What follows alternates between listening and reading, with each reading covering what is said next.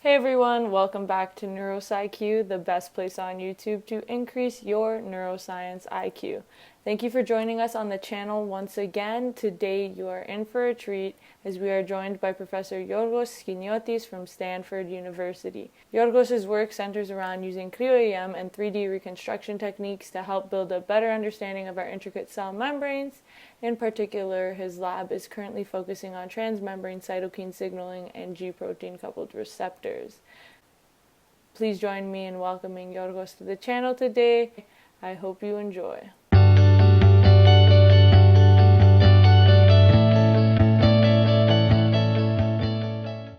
So you guys use Cryo-EM in the lab, which seems to be something that's one of your specialties, and it was heavily employed in the paper. But can you briefly describe a bit about how Cryo-EM works for the audience? So Cryo-EM is a methodology, that has been around since the early 90s. And actually, in a more regular fashion, I should say already it was sort of done, at least the first experiments in the 80s. And the idea is that essentially you flash freeze your protein of interest, which is usually in a highly purified form, in a very thin layer of ice. And this ice is vitreous ice, so it's like ice that is like glass. It doesn't form crystals. So in this way, you sort of enable to suspend your molecule in a thin layer that also protects it, a thin layer of ice that also protects it when you shoot an electron beam inside the microscope. Okay. Yeah. So we use very low doses, and we record sort of projection images of the sample that we have in the electron microscope. And then by applying image processing, we try to sort of remove the noise from these images. And, the whole methodology is based on the fact that a molecule can be randomly oriented inside that thin layer of ice. And we're looking at thousands and millions of copies of this purified protein or protein complex. So by combining hundreds of thousands of images of the molecule as we look at it from different directions, we essentially calculate three-dimensional envelopes at fairly high resolution these days. The technique exploded a few years ago based on the ability to, with new devices to capture higher resolution images. And now we can really get sort of near atomic, almost atomic resolution in information. So the advantage of this compared to the more traditional structural biology techniques like, let's say, X-ray crystallography, is that you no longer need to obtain crystals. You don't depend on what we call crystallogenesis, the formation of a highly ordered crystal. And especially as we're looking at, more complex molecular assemblies, more dynamic molecular assemblies, which are challenging for crystallogenesis, suddenly Cryo-EM is giving us a different approach to get these high resolution structures. Yeah. So it's better to flash freeze because you kind of maintain the structure of the protein within it because you're not having these crystals form. Well, I think it would be fair to say that with this flash freezing, we retain more native conformations of the molecule, right? But it wouldn't be a fair sort of remark for crystallography. It's not as if crystallography is going to give you an artifact but it depends on everything packing in a certain way and assuming the same conformation. With cryo-EM, not only we don't have to depend on making a crystal, but also very often, almost invariably, we see that the molecule or our target can assume different conformations. It's like, my body, let's say, and here's the hinge and here's the arm, and you can capture snapshots of the arm in this position or in that position or in this position, and that, the form is inherently associated with a function. So the ability to capture different conformations gives us hints about how things work. And then Why does something needs to be flexible? What is the purpose of my arm having the ability to pivot around the hinge and being in different positions, right? Nothing in these molecules happens by chance. yeah, Everything has been evolved over millions of years to perform a certain function. So of course, the extent by which we can understand the dynamics is also inherently dependent on how we prepare the samples, right? And so very often we need to highly stabilize these kind of complexes in order to be able to image them in the microscope. So maybe in a way, we're also taking away a part of this conformational or compositional heterogeneity that if we had the ability to understand it or visualize it, then we would learn even more. So we try yeah, to strike a balance, yeah. So you do a lot of work with GPCRs and like transmembrane proteins. Yeah. Do you have to maintain the integrity of them? Do you have to embed them in a lipid island or anything? Sometimes. So because we need to work with purified proteins, so we need to extract, we overexpress the receptor, the GPCR. We overexpress, let's say, in mammalian cells or in insect cells, okay? And then we have to extract the receptor from the membrane. And for this purpose, we're using detergents, okay? Now, in most of the times these days, we are gonna build a complex. Let's say we're gonna add a G protein to get a GPCR G protein complex, while the receptor is solubilized, as we call it in detergent. In some cases, a detergent is not a good environment for the type of molecular interaction that we want to record. And we see that the particle can behave differently, right? The receptor or the G protein or another sort of effector, which is called arrestin. And we have certain types of experiments that we see the need to go into what we call a more native lipid environment.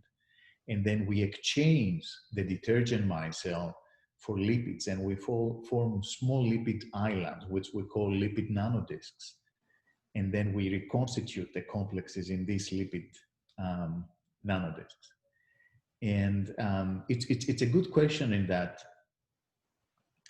there is, the use of detergents for doing this type of experiments has, definitely developed dramatically in the past 20 years or so.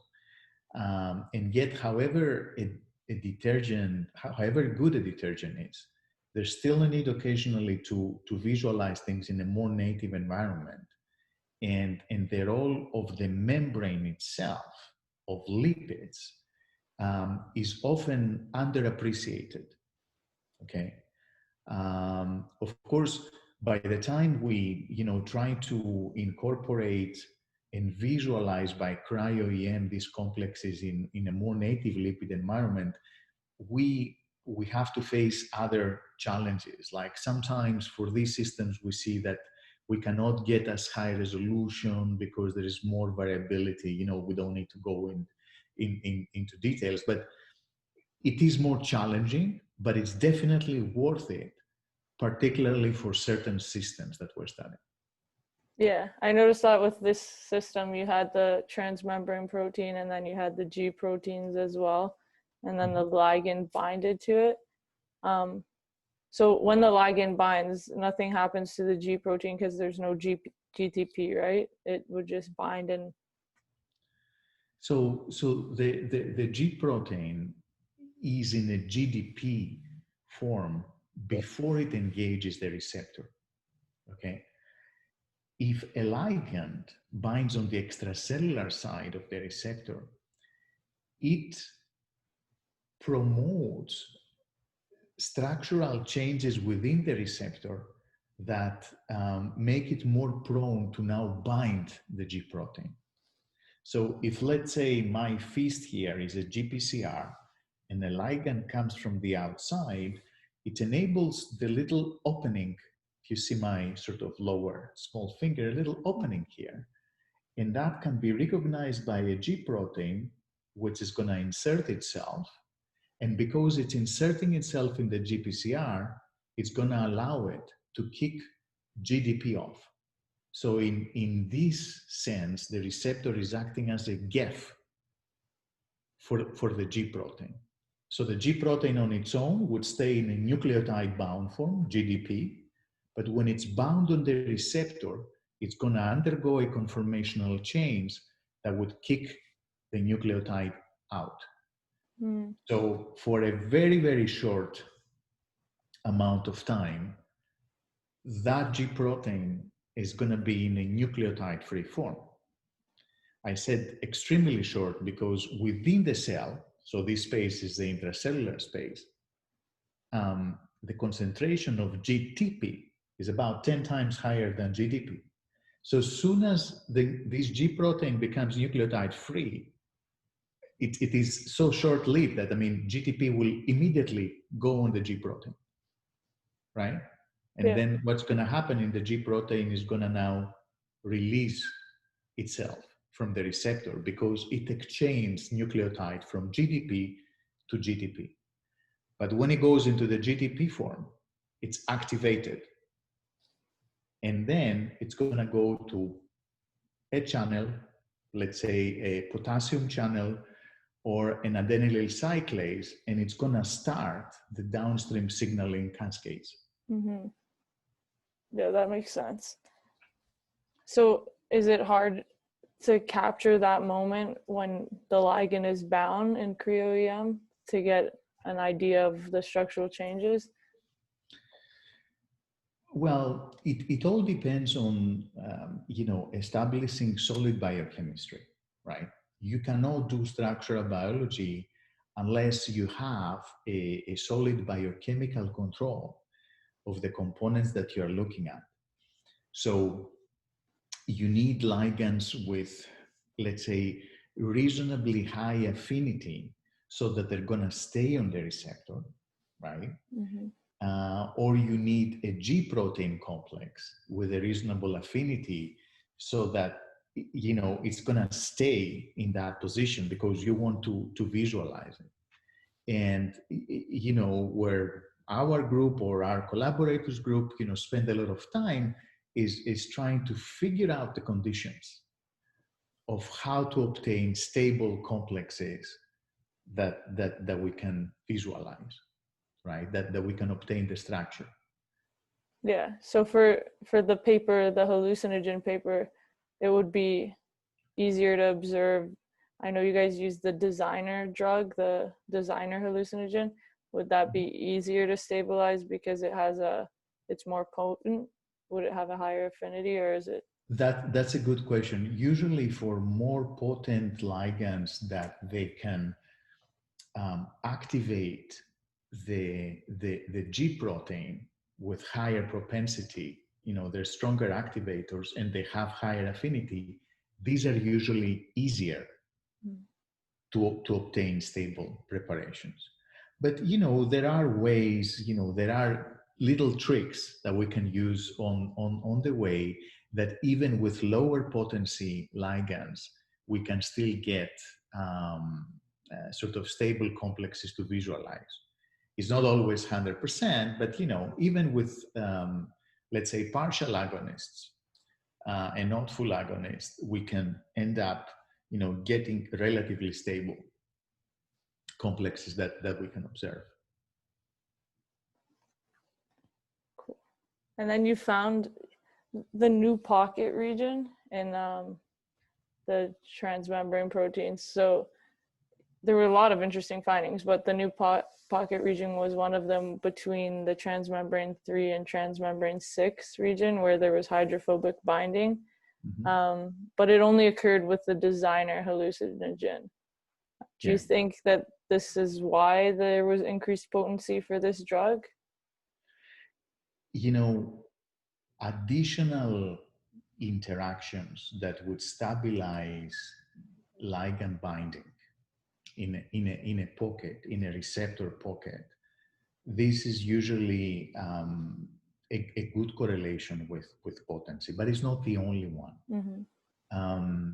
And that's why I told you before that, keep in mind that we're just recording a snapshot, right? How does this ligand behave in the absence of the G protein, before the G protein is there? How does the receptor behave without the G protein when the ligand is bound there? We see ligands that even if there are, let's say, could be lower affinity, they could trigger allosteric effects within the receptor that would enhance the propensity of this receptor to bind G protein, right? So I guess what I'm trying to tell you is that there is not always a very direct correlation. I see extra binding there. And this way I can explain fully what is happening in terms of G protein activation. And this is exactly the reason why this type of work cannot stand on its own. A structure cannot stand on its own. A structure needs to be able to put into context, let's say, functional experiments, biochemical experiments that would give you certain readouts.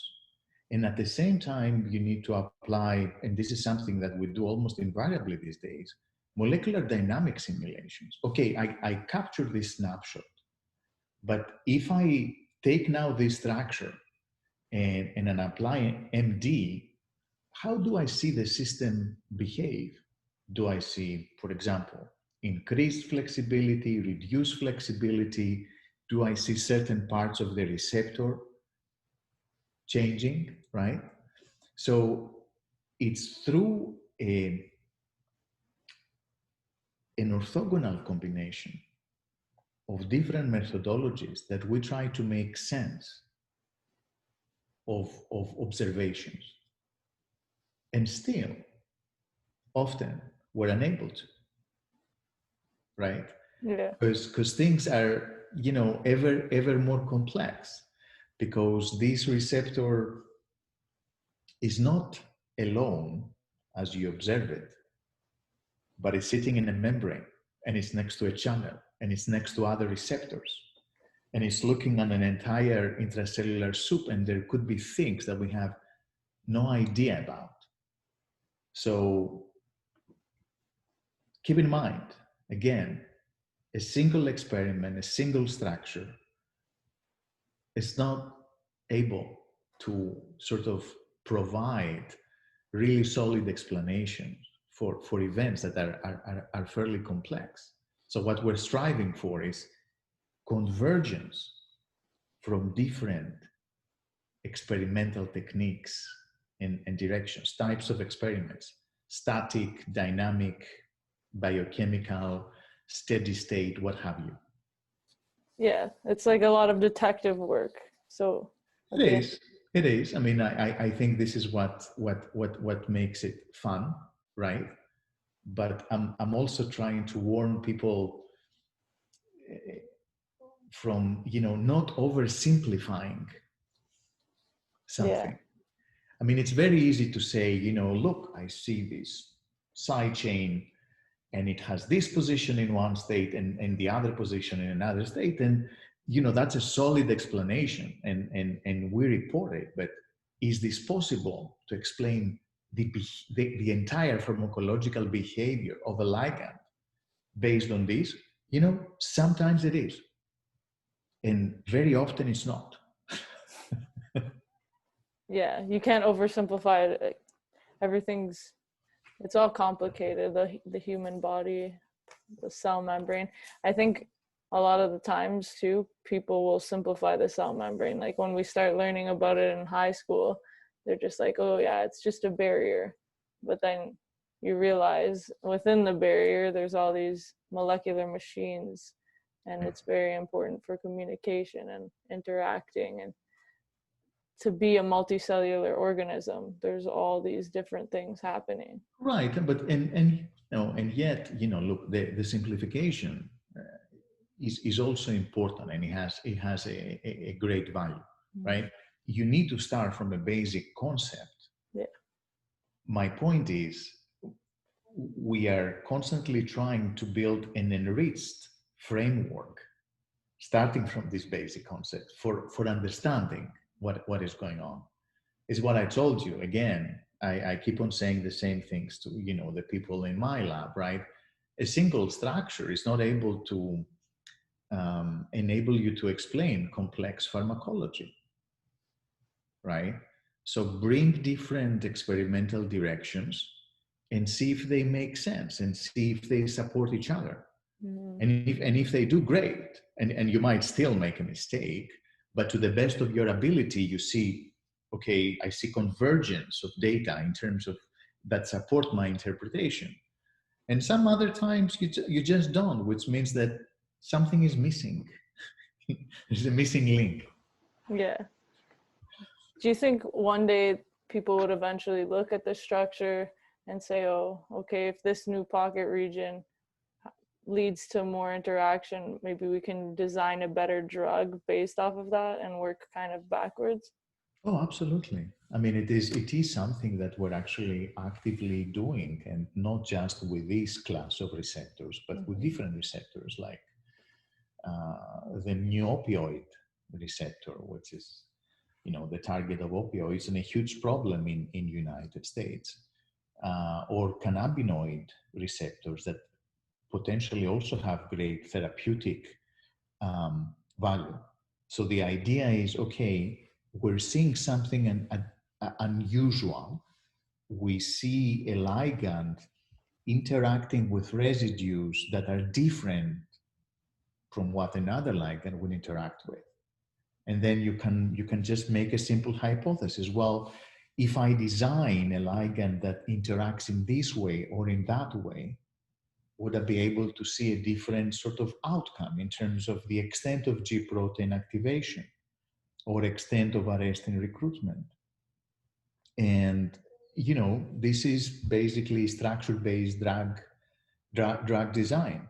So we are trying to take advantage of these observations as we now start to look at an increasing number of structures and basically ask, well, if I now design a ligand that way, can I impart a better pharmacological sort of characteristic to this ligand?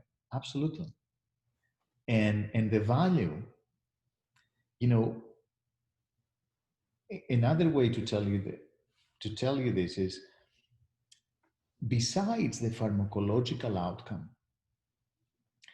the ability to design based on structures ligands that would interact with a certain receptor with higher specificity allows us now to have model compounds that we can probe exactly the effects of hitting one ligand. Why I'm saying that? Because many of the ligands, okay, I don't know, say for example psilocybin, right? I mean, there are very potent effects on 5-HT2A, but it's also hitting other receptors because of similarities in the binding pocket. right? Mm-hmm. So the pharmacological outcomes that we often observe is a combination of hitting, right, off-target effects. So the ability to design ligands that now you know with very high specificity, because you designed it this way, is going to go and bind on what you're interested in, will then allow you to say, okay, if I only activate this receptor, what are the effects that I'm seeing? Mm-hmm. And then So there is a great value in that, in designer ligands that engage the target with very high specificity, in understanding, you have a series of complex signaling pathways. Now let's see what happens if I start turning on and off each receptor individually. yeah, and hopefully then that way you can help reduce side effects too, because you're only acting on one receptor at a time instead of having That's right. these That's widespread right. effects. And I know with the LSD too, um, when I was doing the nervous system research on it, they just kept saying they don't really know why the effect's happening because of all the different receptors it interacts with. So I Yeah. guess it could Yeah. help. There are multiple targets. And yet compounds like this are, extremely promising. LSD, psilocybin, right, which is now on phase 2 trials, because um, you know even with one or two doses, micro doses, people see long-term effects in terms of treating anxiety or substance abuse. There is a lot of value in these compounds, and for a number of reasons, including, of course, very strong political reasons, they have been understudied. Hmm. Yeah, same thing with cannabis too. They haven't looked into Absolutely, it as much. absolutely. Was it difficult to get support for this research because of the political views, like to get funding to use, or no? Actually, I think that this is probably because I only started looking at the serotonin receptor system with Brian Roth, and he's been studying it for years. That's probably a question for him, but I don't see that right now there is a problem in getting funding for this kind of research. There are interested parties. I mean, government-related agencies that are now really keen on exploring this space. Mm-hmm. And I think that there has been a change politically and in terms of how biased people are, and so on. I mean, you have, let's say, legalization of cannabis, right? Um, and there is a lot of work that can be done there. The problems are similar. Is like, you can hit multiple targets. You don't know if you're hitting only cannabinoid receptor 1 or cannabinoid receptor 2, probably both of them at the same time. And by looking and designing ligands that will now effectively allow us to target one versus the other, we can start studying better the effects. Mm-hmm.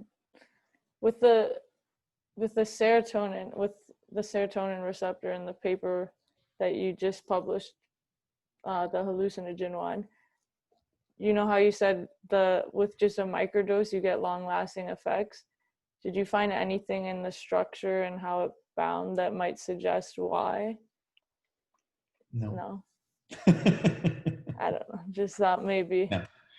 There are hints that are related to somewhat different interactions, Hmm. but nothing that I would turn to you and say, yeah, we have a hint of why this works this way and has this effect.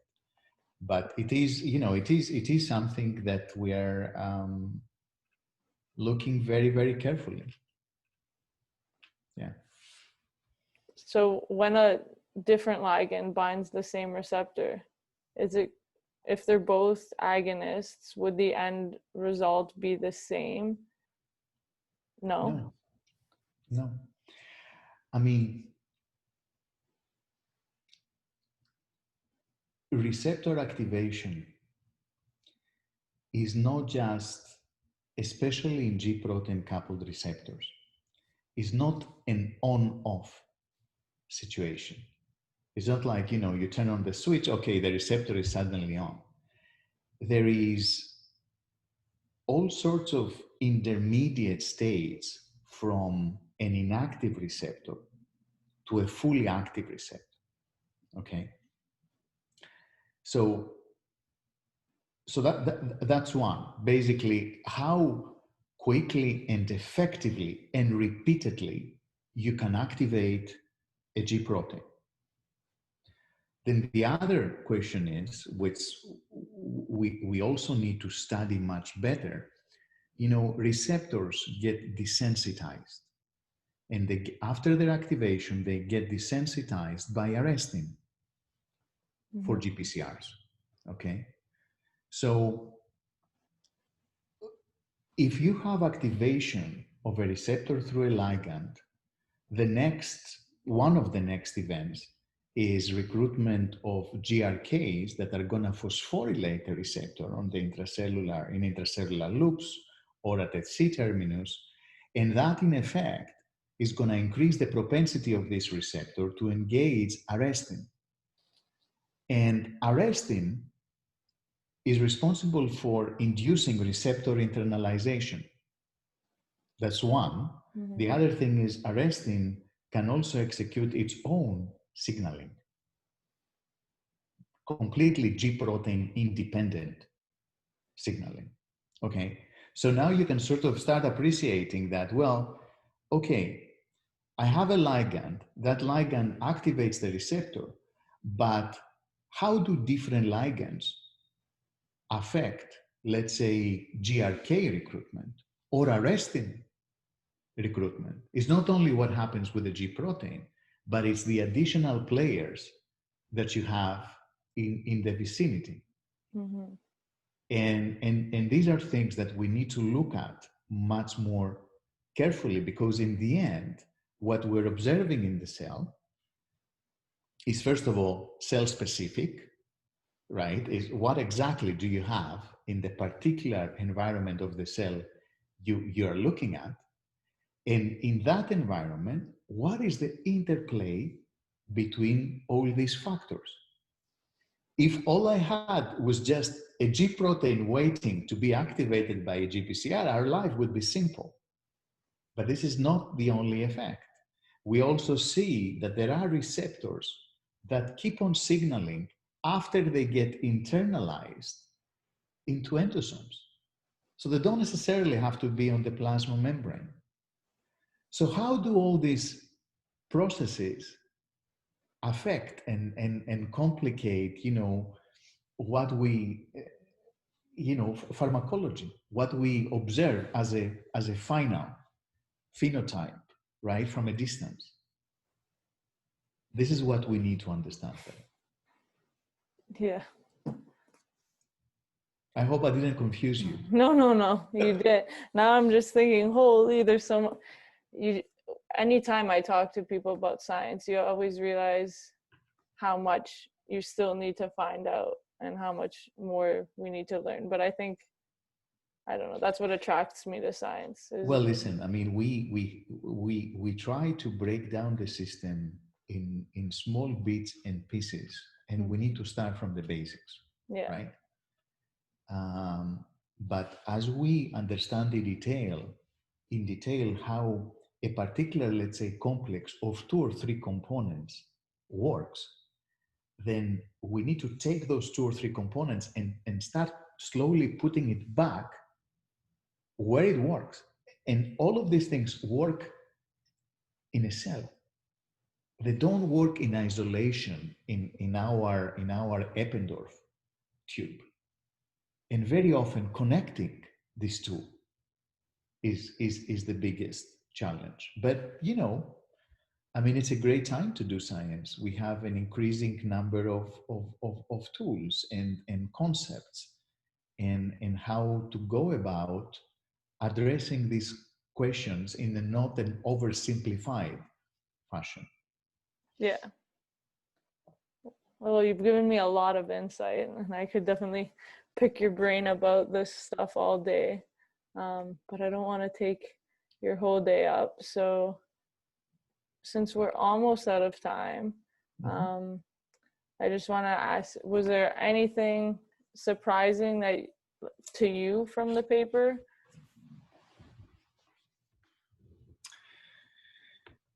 Um, Not particularly, is my honest Yeah. answer. I've been I have been looking at GPCR Gprotein complexes for some time.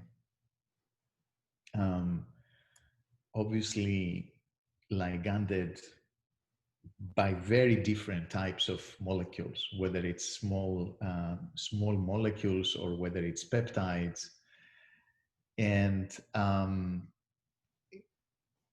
you know, primarily because of the way we are approaching structural biology and stabilizing these complexes. If you look at them from a distance, they kind of look the same. They Yeah. look very similar. Okay. Um, I mean, of course, that also enhances this notion of, you know, convergence, right? You have more than 800 GPCRs that extracellularly they have evolved to bind very different kinds of ligands. But intracellularly, they all have to do the same thing. I mean, it's basically a handful of G proteins that they need to activate. Okay. And because we sort of prepare these samples in very similar ways, when you're looking at the overall morphologies, they're very similar, you know, in terms, let's say, of how the GPCR binds. Now, as we start exploring other types of receptors, maybe more exotic forms of GPCRs, then we can start seeing variations, right? Or hopefully, as we are having the ability to look at more heterogeneous mixtures, we can also start capturing different states of activation that maybe inform us a little bit better on why different ligands have different behaviors. To put it in a different way, we have these static pictures that I always say of something that we have allowed to form over some time. You know, you build a stable GPCR G protein complex and you stabilize it in an energy minimum, right? Because you want to visualize it. But what if we start now doing an experiment that we very quickly mix the two components and then we say, well, I want to do it so fast that I don't allow everything to stabilize in an energy minimum. And then maybe you see that the G protein can start from there and slowly then you get capture another state and another state and another state. And if you give it enough time, then you stabilize it in the final state. So perhaps aspects of G protein specificity and G protein recognition and activation, you know, why this G protein is activated by this GPCR and not the other, maybe have to do with previous states that we are not observing in our experiments. So we need to evolve how we go about our experimental design and develop the methodologies to capture fast events. Yeah, kind of like how photography went from just taking a bunch of pictures in a row and then now we have a video. Yeah, Something like that. yeah, Would be very cool if we could do Cryo-EM videos. right. Um, Or even further, you know, how can you visualize these complexes not in a tube, but actually in a cell, let's say by electron microscopy? Is it yeah. possible? It's very challenging for sure. But is there a way? Exactly. We'll see. Well, we'll find that out. We'll find out. I had one more question because you said the extracellular domain tends to be different for the GPCRs, but intracellular, they're the same. What about the transmembrane? Is that more variable from one GPCR to the next, or? Well, actually, the transmembrane region is in a GPCR, in GPCRs, is the stable aspect of GPCRs. You have a 7TM fold, right? You have these 7-pass helices. Now, the way that these helices sort of interact with each other, come close or far away, that can be individual. But you have this 7-pass transmembrane bundle, right? What you can have differences is actually the extracellular space. Like in family A GPCRs, you don't have anything extracellularly. But if you look, let's say, at family C or adhesion GPCRs, then you can have larger extracellular domains that sometimes are also involved in ligand binding, right? The main point I try to make is that even within this bundle, the 7TM bundle, as a ligand comes in and is stabilizing somewhere, it's kind of entering the bundle very often, and it's stabilizing a conformation. There can be different forms of recognition, but the way that the G protein would come and bind on the intracellular side is often very common, not always the same. Now, we started covering examples where we see differences in how the G protein would engage. But in the majority of the structures that we have looked so far, it's a very common sort of way of engagement, even if details can be different. Let's say, what amino acid interacts with the G protein here or here or here. That's the point. Okay. Thank you. I think that's all I have for you. Thanks for joining, and thank you for all your insight. My pleasure. And good job doing this. Thank you. I'm glad to see you getting this initiative, and best of luck for your studies. Thank you. Okay. Happy New Year. Yeah, Happy New Year. Bye-bye.